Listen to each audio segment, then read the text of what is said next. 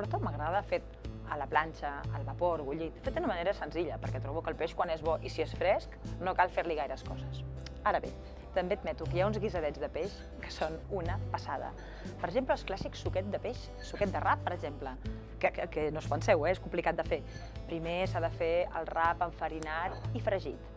Després s'han de fer les patatetes amb el sofregit. Després es posa el rap amb les patates, es posa el fumet de peix i es fa una mena de xup-xup fins que es queda tot al seu punt. Està molt bo. Però és que, a més, tinc un suquet de rap aquí, que no és habitual. És el suquet de rap del restaurant Litoral de Barcelona. Què té d'especial? Doncs que està gratinat amb salsa romesco. Ja sabeu, salsa que té nyora, tomàquet, oli d'oliva, avellanes... Home, són 4 ingredients absolutament mediterranis i cardiosaludables. O sigui que el meu suquet de peix no només és boníssim i complet, és un plat gustós, és un plat cardiosaludable, perquè a fi de comptes, quin greix hi ha? Hi ha greix de l'oli d'oliva, hi ha greix de la salsa, per tant és perfecte. Per arrodonir aquest menú, què és el que farem?